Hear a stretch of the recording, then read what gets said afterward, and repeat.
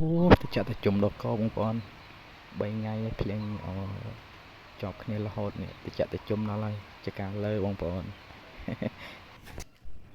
បាទសួស្តីបងប្អូនថ្ងៃនេះមកថត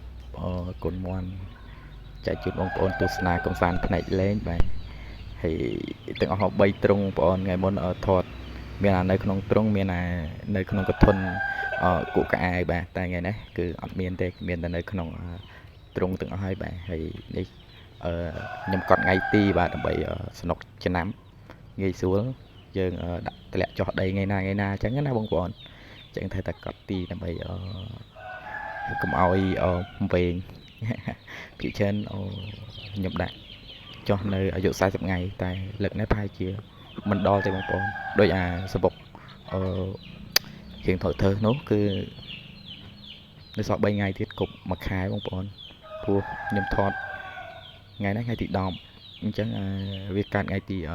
អញ្ចឹងបានន័យថានៅសល់3ថ្ងៃទៀតគ្រប់មួយខែខ្ញុំនឹងតម្លាក់ហើយបាននេះទៅបានប្រហែលថ្ងៃទី5បាទគឺបាន5ថ្ងៃទៅតូចនេះបាទ8គ្រាប់អូសុំតើបងប្អូន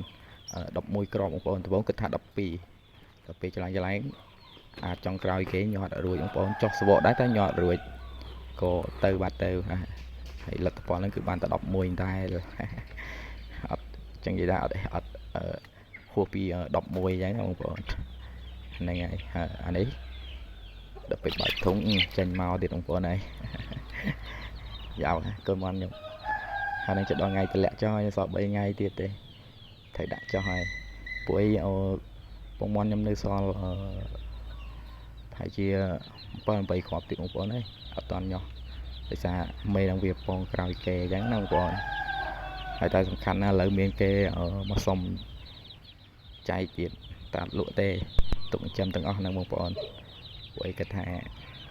ចិញ្ចឹមខាងណាទៅបើសិនជាមន់យើងចិញ្ចឹមតឹងណាចឹងនិយាយថាយើងឲ្យស៊ីបែបលក្ខណៈ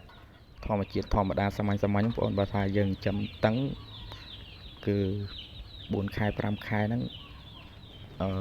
ដល់ពេលដែលត្រូវមន់ថ្លៃដែរហើយពួកឯងវាចូលដល់ខែគិតពីខែហ្នឹងទៅប្រហែលជាខ្ទង់ខែ1ខែ2មិនដឹងអីមិនដឹងសែនចិនហ្នឹងបងខ្ញុំអត់សូវច្បាស់ដែរពួកឯងមិនចិនប៉ុន្តែគាត់ថាអាចនឹងបានថ្លៃបើសិនជាខ្ញុំទុកពីខែហ្នឹងទៅអញ្ចឹងណាបងប៉ុន្តែមកដល់ខែហ្នឹងយើងអាចលក់បានខ្លះតែគាត់ថានៅអាណារៀងស្ទើអីមុំចាំដល់ហ្នឹងគឺល្មមមកវាចាស់ខែចាស់ថ្ងៃល្អហើយគាត់ជួនដល់ពេលដែលត្រូវថ្លៃអីអញ្ចឹងណាបងប្អូនដល់អញ្ចឹងទៅអត់លក់ឲ្យគេទេគេមកសុំចែកទិញអាតូចហ្នឹងបងប្អូននៅខាងភូមិខ្ញុំហ្នឹងហើយកូនមន់បិញអត់បានធ្វើវ៉ាក់សាំងទេបងប្អូនហើយដោយសារខ្ញុំចេះតែខ្ជិលបងប្អូនដោយសារនៅតំបន់ខ្ញុំនេះគឺអត់មានអ្នកចិញ្ចឹមមន់ដល់ពេលអញ្ចឹងទៅខ្ញុំគិតថាអត់អីណាពូចិញ្ចឹមមន់ទៅយើងអញ្ចឹងមុនគេធ្លាប់ចិញ្ចឹមតែគេជប់ចិញ្ចឹមអស់ហើយដោយសារមានបញ្ហាដូចថាចោះជំងឺចោះអីចឹងងាប់អស់ទៅគេជុំចិញ្ចឹមអត់ទៅតាមផ្ទះតាមអីនៅតែខ្ញុំនេះចិញ្ចឹមសំបែឆ្កែឆ្មាឬគេលែងចិញ្ចឹមអស់ដឹងមិនអ្នកស្រុកខ្ញុំអត់ដឹងដែរឥឡូវមកខ្ញុំមើលចិញ្ចឹមម្ដងចិញ្ចឹមមកតែឯងអញ្ចឹងស្រួលដែរបងប្អូនអត់សូវមានបញ្ហាច្រើនទេទោះបីអត់ធ្វើវ៉ាក់សាំងvagyអីក៏ដោយមើលជាក់ស្ដែងកូនមន់របស់ខ្ញុំបងប្អូនអាយុប៉ុណ្ណឹងគឺខ្ញុំងាយបាទអត់ពិបាកទេ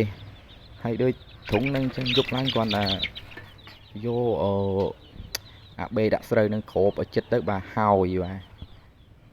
បាទណាបងប្អូនសម្រាប់វីដេអូក៏មានតែប៉ុណ្្នឹងបាទដូចជាមានអីនិយាយច្រើនដែរជិះទៅជាការថតបាទកំសាន្តផ្នែកលេងចែកជូនបងប្អូនបាទហើយសម្រាប់បងប្អូនបាទដែលចូលចិត្ត